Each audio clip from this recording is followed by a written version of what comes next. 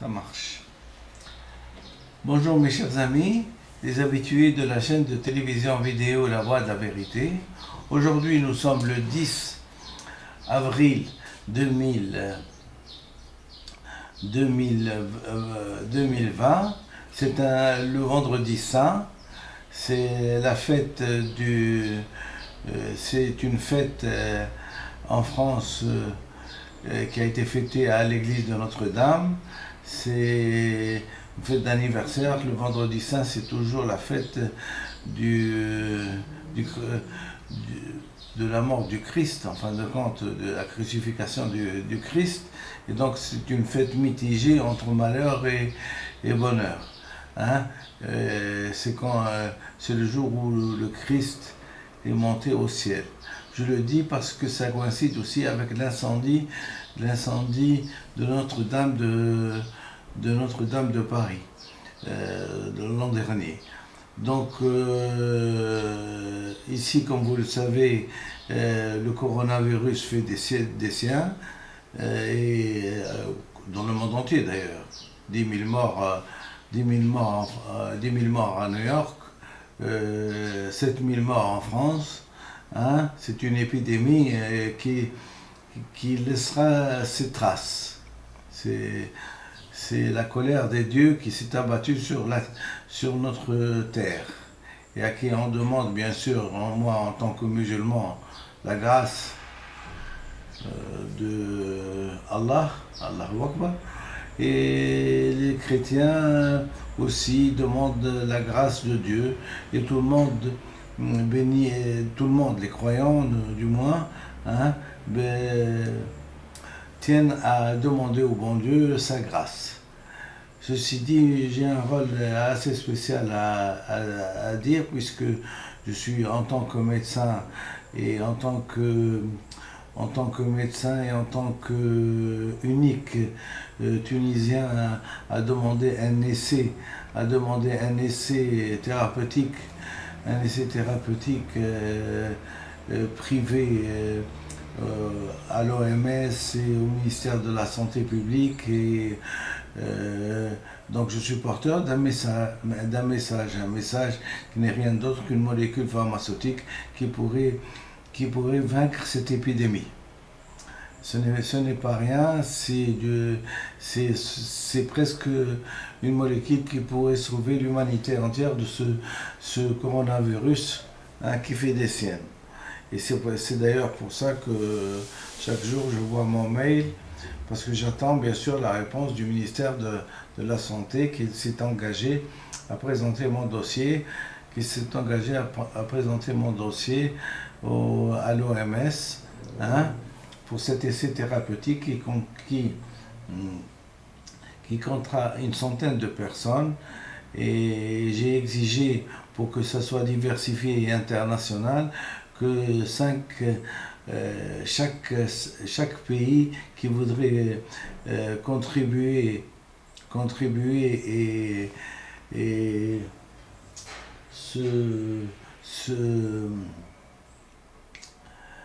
participer à cet essai thérapeutique.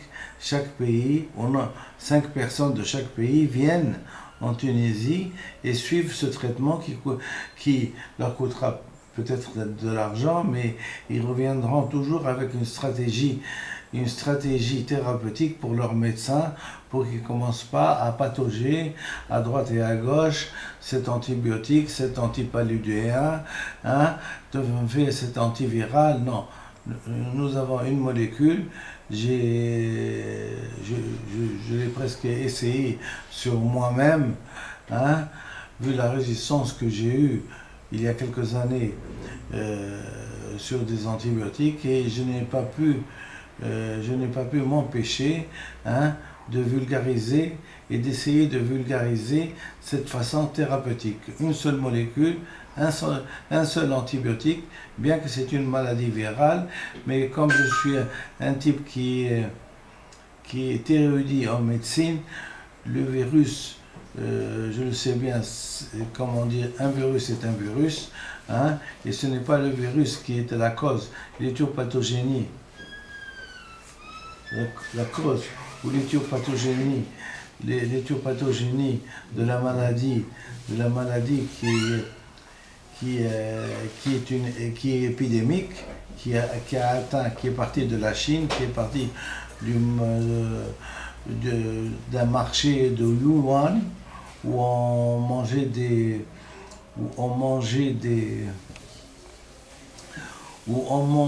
animaux sauvages, et le virus primitivement ayant été transporté de la chauve-souris à une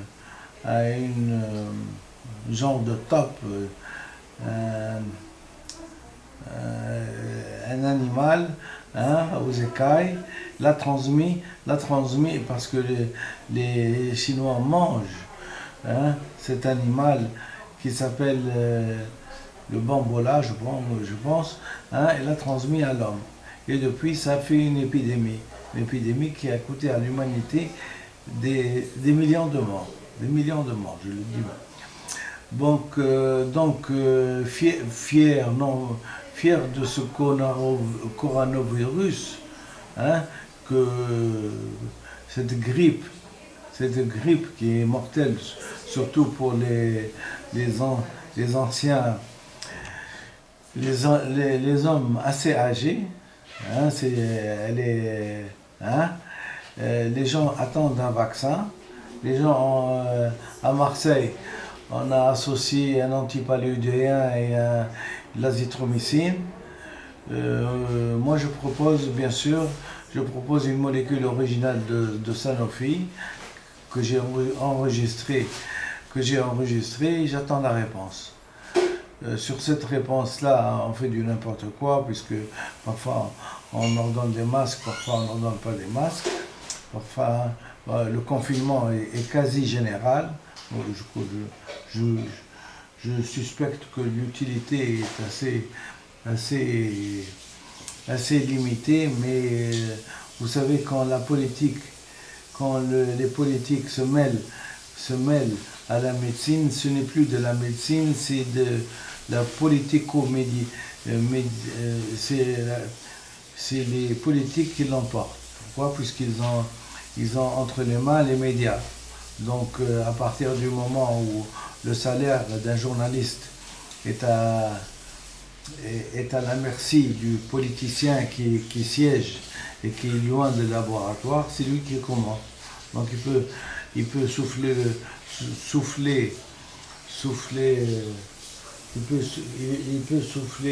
vent et tempête quand ça lui plaît pas, ou quand son grand seigneur lui dit non, moi je vois la chose comme ça. Ce n'est pas un problème de voir la chose comme ça, ou un problème de je fais à ma guise. Et je suis fier d'être français, et donc je suis fier. Non, on est fier d'être d'abord humain, et on est fier de faire partie de la race humaine, et celui qui peut donner un plus à la race humaine, c'est celui qu'on applaudit. Hein? Et les grands hommes, hein, du type Mao Tse-tung, ou du type Lénine, ou du type Staline, ou du type comment dirais-je, Roosevelt, n'ont pas transigé sur leur idée personnelle, hein, pour leur idée personnelle pour vaincre la science. La science, c'est la science, et la politique, c'est la politique. Et le mélange des deux fait des catastrophes, et nous avons vu que le mélange des deux va mener l'humanité entière à disparaître. Si chacun ne respecte pas l'autre, si chacun ne respecte pas autrui, c'est l'humanité entière qui peut se jouer. Hein? Et surtout, alors là, la pire, je dirais même la pire des races, hein, c'est les bénis oui-oui. Les gens qui suivent sans rien comprendre. Les gens qui ne sont pas du domaine, qui disent oui, qui font ce que les autres font, sans pouvoir avoir une jugeote. Hein. Non, ils sont là pour lire ce que les autres font. Hein, et c'est comme les ombres chinoises. Elles sont inconsistantes. Les ombres chinoises, elles sont inconsistantes. C'est de ça, c'est le défi de la science, le défi de la science qui est le défi de la science, qui défie les ombres. C'est les ombres chinoises qui défient la science. Voilà à peu près ce que je suis en train de dire. Et là, je ne vise personne et que personne ne soit visé. Hein? J'ai proposé à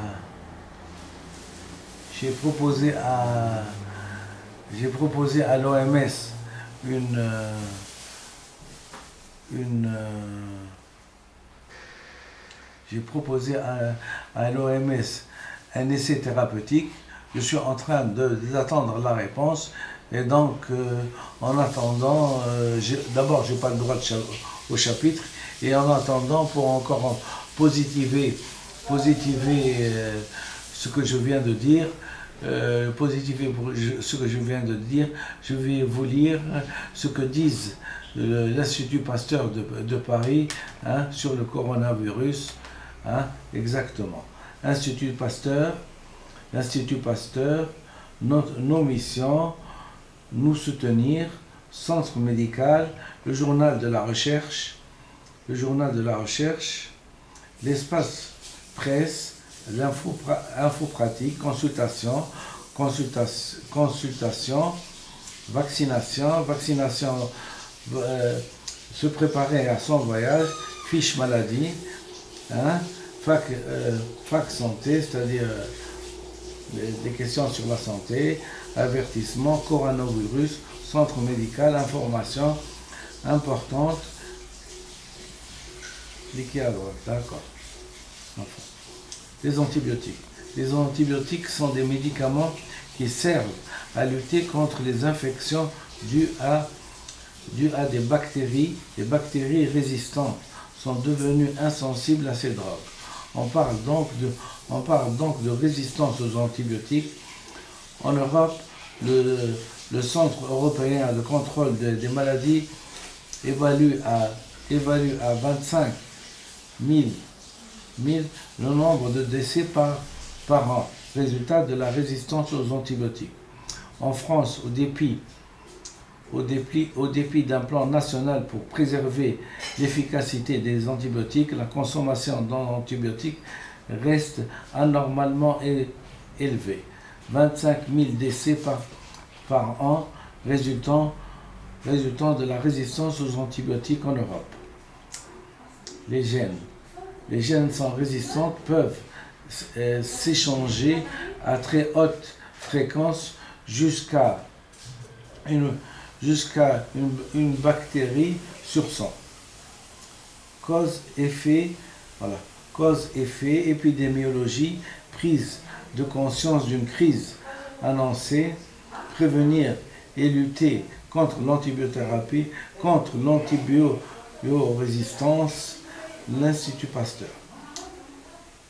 Les antibiotiques sont des médicaments qui servent à lutter contre les infections dues à des bactéries, les pneumonies, les bronchites, les otites, les méningites, les infections urinaires, les septicémies, les maladies sexuellement transmissibles.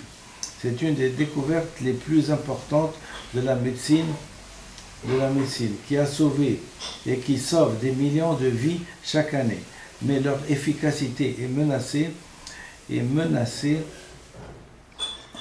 par des bactéries est menacée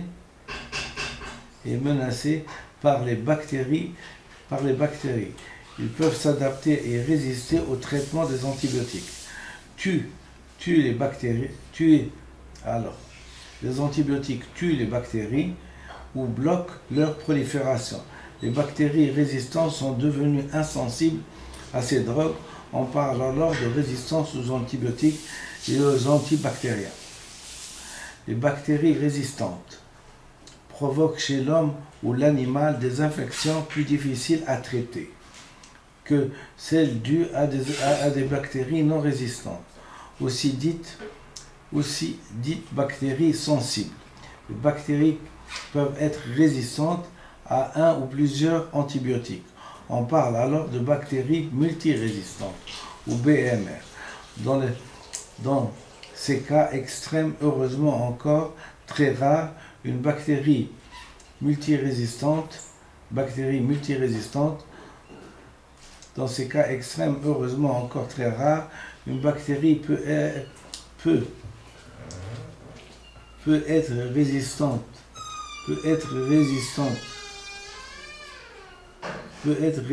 et peut entraîner un échec thérapeutique.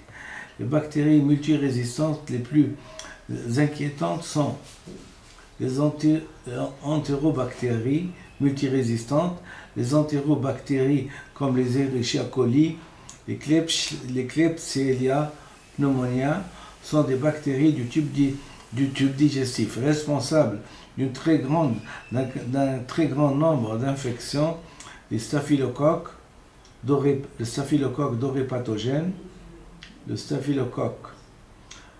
pathogènes, résistants à la méticilline, les bacilles tuberculeux multirésistants ou encore le bacille pyocéanique et les acinobactères Bomenti, qui sont des bactéries infectant les poumons de personnes atteintes de mucoviscidose et qui sont responsables d'infections nosocomiales acquises au milieu de soins de santé, en particulier des hôpitaux et des cliniques.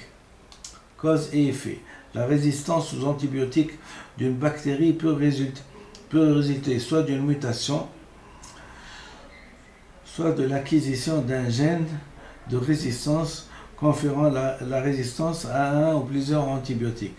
Les bactéries ont en effet la capacité à échanger des gènes. Ces échanges sont particulièrement problématiques dans le cas de la résistance aux antibiotiques. En effet, si l'acquisition de la résistance par mutation est un phénomène rare, de l'ordre d'une bactérie sur 1 milliard, les gènes de résistance peuvent s'échanger à très haute fréquence jusqu'à une bactérie sur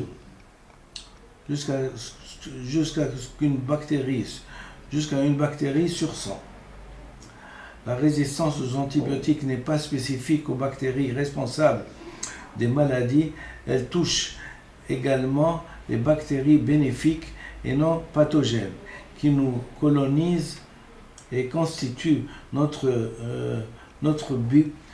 microbiome. Ces bactéries résistantes représentent alors un réservoir de gènes de résistance qui pourraient être transmis à des bactéries pathogènes. On distingue des antibiotiques à large spectre qui peuvent tuer une très grande diversité d'espèces bactériennes et les antibiotiques ciblés à spectre haute restreinte.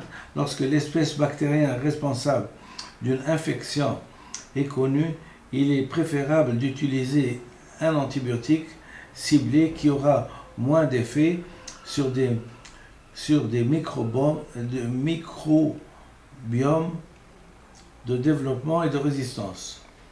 La prise d'antibiotiques va altérer notre microbiome et contribuer à augmenter ce réservoir de gènes de résistance que nous portons. Ceci en cas d'infection bactérienne, mais également d'infection virale, comme le rhume ou la grippe, contre lesquelles les antibiotiques n'ont aucune action. Le microbiome nous protège contre les infections, c'est l'effet barrière. L'altération du microbiome, appelée aussi dysbiose, diminue cet effet barrière. La prise inutile d'un antibiotique a donc un double effet négatif pour un individu en favorisant la colonisation par des bactéries résistantes et donc un risque d'une infection ultérieure difficile à traiter et l'altération du microbiome. un phénomène global. La résistance aux antibiotiques touche tous les pays, mais avec des niveaux variables, notamment selon leur niveau de consommation d'antibiotiques. Les bactéries résistantes sont également présentes chez les animaux et dans l'environnement. La médecine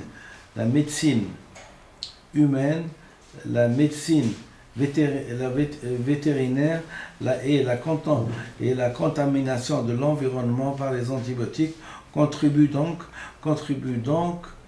à l'augmentation des résistances. De plus, les bactéries résistantes et les gènes de résistance peuvent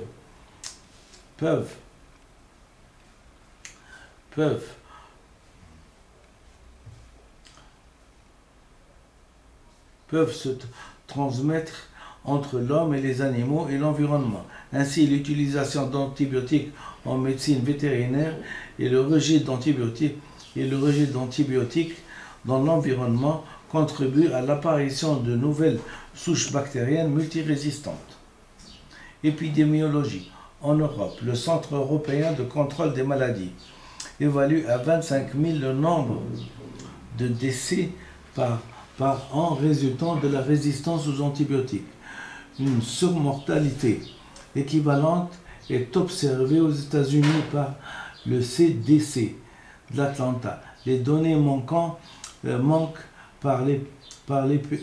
pour les pays à bas revenus, mais les augmentations sont nécessaires, sont probablement responsables de très nombreux décès. L'augmentation de la résistance sera responsable d'une augmentation dramatique de ces chiffres, comme celle qui a été modélisée dans le rapport de Lord J.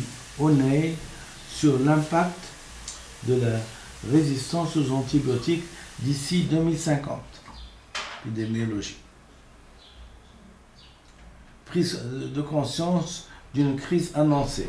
Le 30 avril 2014, l'Organisation mondiale de la santé a publié son premier rapport mondial sur les résistances aux antibiotiques.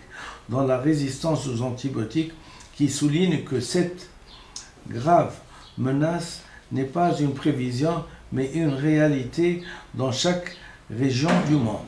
Que tout à chacun, quel que soit son âge et son pays, il peut être touché. Ajoutant que si rien n'est fait, le monde s'achemine vers une ère post-antibiotique où des infections courantes et des blessures mineures qui ont été soignées depuis des décennies pourraient à nouveau tuer.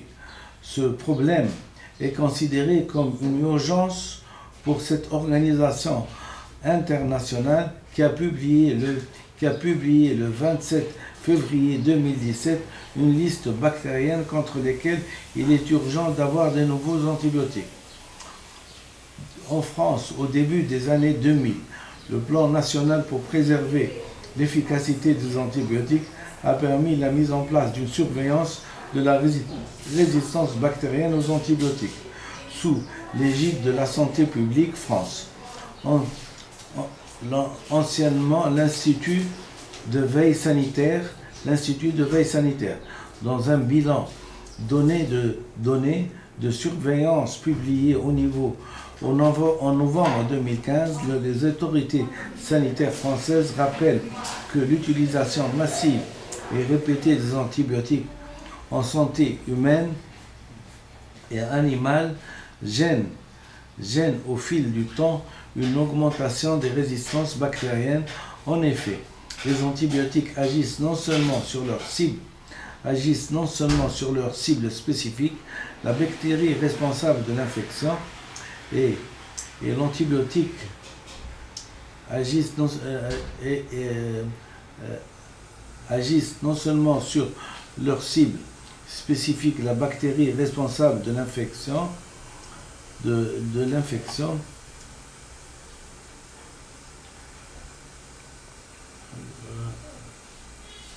est traitée, mais également pour la majorité d'entre eux sur d'autres cibles telles que les bactéries commensales du tube digestif, qui sont des bactéries utiles et non pathogènes. Malgré ce plan de consommation d'antibiotiques en France, il reste anormalement élevé. Ainsi, en médecine de ville, la prescription est deux fois plus importante en France qu'en Allemagne ou en Angleterre, et deux pays socio-économiques comparables. Le 18 novembre a été déclaré comme la journée européenne de sensibilisation à la surconsommation des antibiotiques. À l'occasion de cette journée de santé publique, France, l'Agence nationale de sécurité du médicament et des produits de santé, l'ANSM, et l'Agence nationale de sécurité sanitaire de l'alimentation, de l'environnement et du travail ont publié en 2016 un état des lieux de la consommation et de la résistance aux antibiotiques en France. Prévention et lutter contre l'antibiorésistance. Deux stratégies sont développées conjointement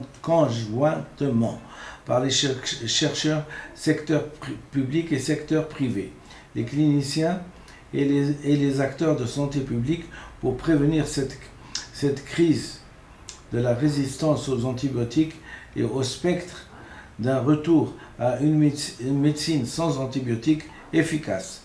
Tout d'abord, il est essentiel de limiter, voire d'inverser l'augmentation de la résistance aux antibiotiques et de contrôler les réserves de résistance.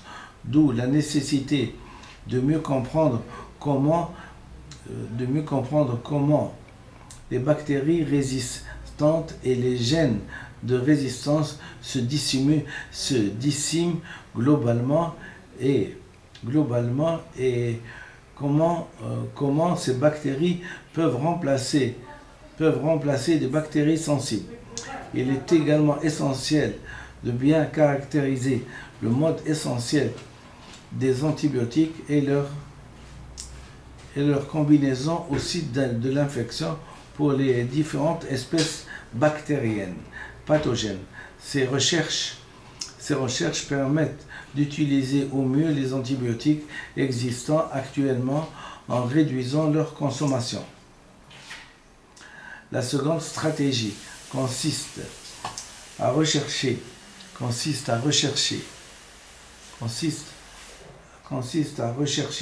de nouvelles antibiotiques,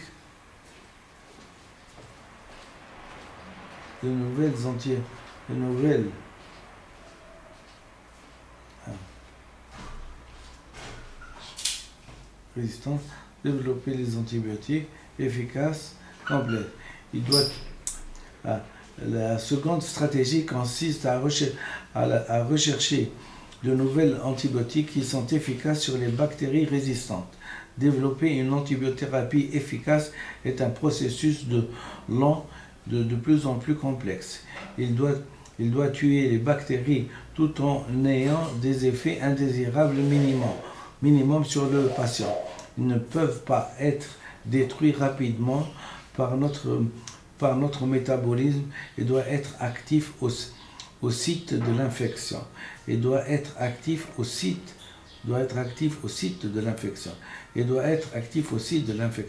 L'apparition de bactéries résistantes pour cette nouvelle molécule doit être un phénomène exceptionnel. Il est nécessaire d'éviter l'usage abusif ou excessif d'antibiotiques qui accélère le phénomène de résistance des actions, l'action qui doit mobiliser chacun individuellement et donc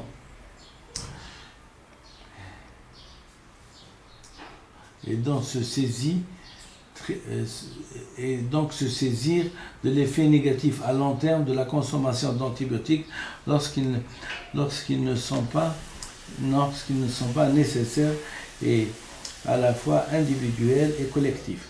Ce contrôle d'antibiotiques ne se limite pas à la médecine humaine, mais aussi au secteur animal et en particulier à l'élevage.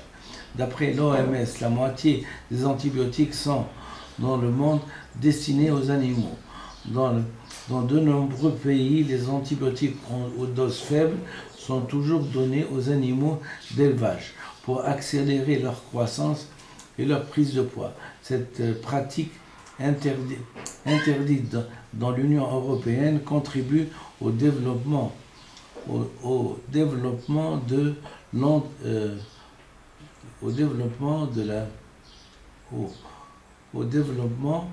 de la prise de poids. Cette pratique interdite dans l'Union européenne contribue au développement de la résistance qui peuvent ensuite être transmises à l'homme. En France, le plan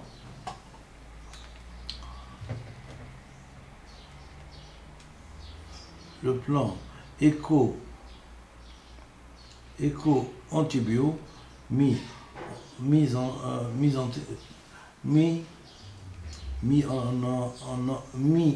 antibiotiques. L'hygiène est toujours le moyen d'éviter des infections et donc les traitements antibiotiques a posteriori. Les phénomènes de résistance surviennent dans les pays du monde, mais sont surtout observés dans les pays où les niveaux d'hygiène sont faibles. En France, un contrôle très précis du portage des bactéries multirésistantes est réalisé dans les hôpitaux lors de l'arrivée d'un nouveau patient. Ces analyses de laboratoire associées à des règles très strictes d'hygiène permettent de limiter les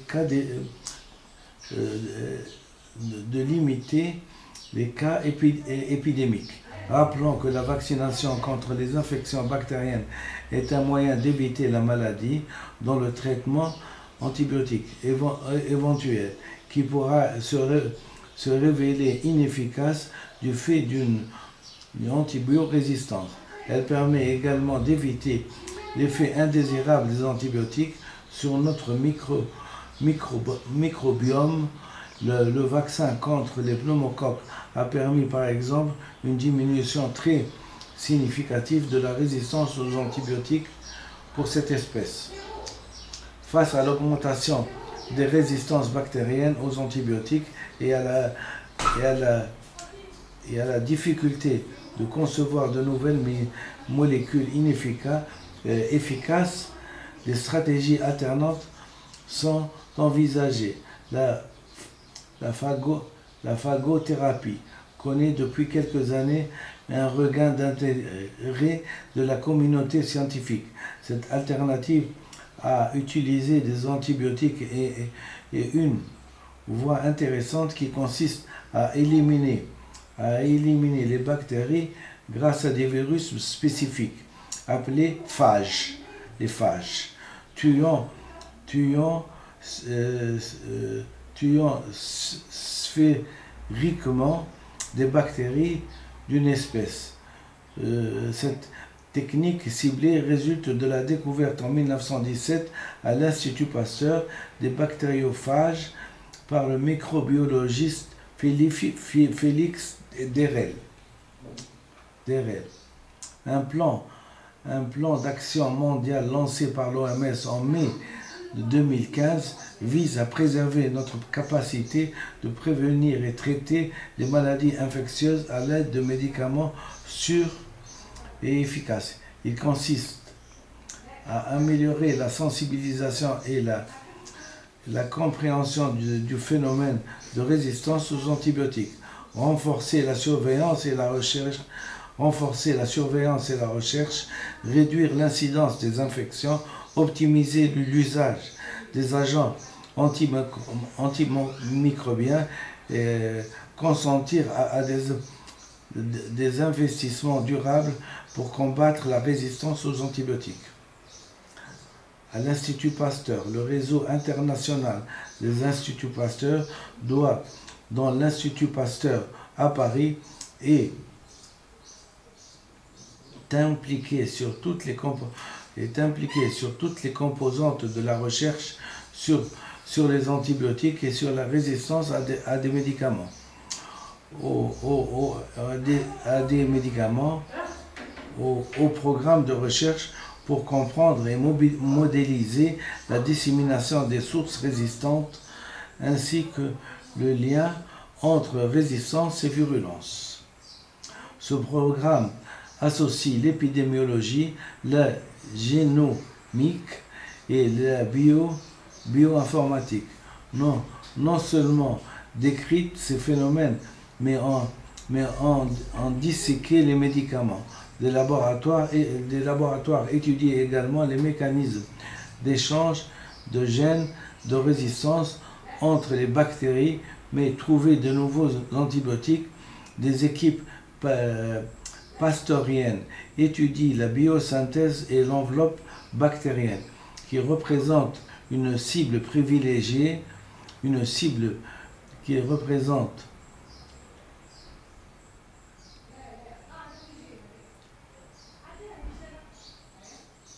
privilégiée de nouveaux antibiotiques et recherche de nouvelles cibles.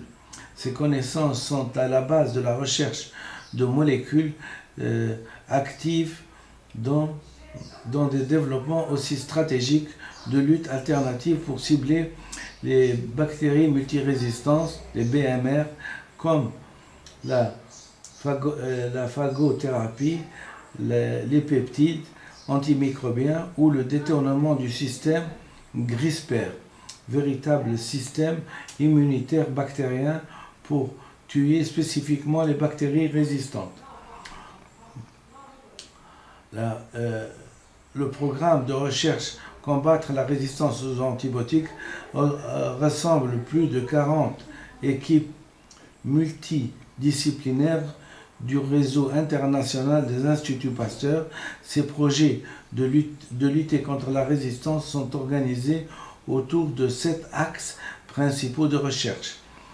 L'épidémiologie, la santé mentale et la modélisation mathématique de la dissection et de la résistance aux antibiotiques. La génomique de la résistance aux antibiotiques est transmission horizontale des déterminants génétiques, mécanismes in vitro et in vivo de résistance, découverte de nouvelles cibles et caractéristiques des cibles des antibiotiques, screening de collection de molécules et découverte de nouvelles antibiotiques, identification des composantes naturelles pour lutter contre les bactéries multirésistantes, stratégie alternative aux antibiotiques. Donc, des cours sont dispensés à l'Institut Pasteur dans le cadre de sa mission de transmission du savoir. Cours résistance aux bactéries, résistance bactérienne aux antibiotiques 2017, cours international sur la résistance aux antibiotiques. Pour en savoir plus, la résistance des antibiotiques, une maladie émergente, vidéo sur la chaîne YouTube, la résistance, l'Institut Pasteur, exactement. Merci. Merci mesdames, j'espère que tout a été enregistré et que tout ce que j'ai dit a été enregistré. Au revoir et merci.